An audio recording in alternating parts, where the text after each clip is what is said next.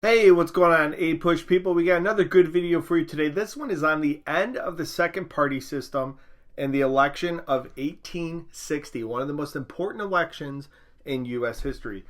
Before we begin, I got to give a shout out to Mrs. Hoff's class. Thanks for watching. Best of luck. You guys rock, and we'll do awesome in May. All right, let's talk about the reasons for the end of the second party system. That is your Whigs and Democrats. So with the passing of prominent Whig leaders, the party declined. You have people like Henry Clay and Daniel Webster who will pass away in the early to mid 1850s, and there's really no leadership to take over for them on the national level to support the Whigs. Slavery and nativism also weakened the parties, the issue of slavery and nativism, and we see the emergence of sectional parties, especially the Republican Party in the North. So the Republican Party is going to emerge as a sectional party, really supported only in the North, and they will campaign on a free soil campaign, which means to stop the spread of slavery. It was not to abolish slavery, but to stop the spread of it. So the Republican Party emerged in the North after the Kansas-Nebraska Act, which we talked about in the last video. They sought to keep slavery from expanding. Again, that's the free soil platform. And the first Republican president was Abraham Lincoln. So let's talk about the election of 1860.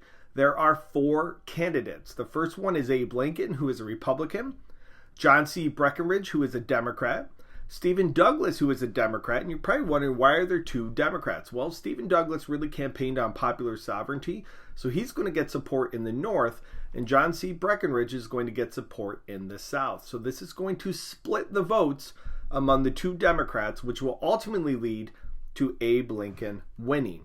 And the fourth candidate was John Bell, who was a part of the Constitutional Union Party, and he received enough votes to win 3 states pictured here in orange. Douglas and Breckinridge, again, will split the Democrat votes and pretty much allow Abe Lincoln to become president. So Lincoln's victory, again, he campaigned on a free soil platform, and he did not win a single southern state. And this is really going to upset the South, because they're going to say, if we can have a president win without ever winning a single southern state, why should we be part of this union? So the impact of the election of 1860, southern states debated secession, and in December of 1860, South Carolina will secede. They will formally declare they are breaking away from the United States and forming their own government. Other states soon followed, and this is the immediate cause of the Civil War. Long-term cause of the Civil War is the issue of slavery. The immediate cause is the election of 1860. And the Civil War will begin on April 12th, 1861, Henry Clay's birthday, April 12th.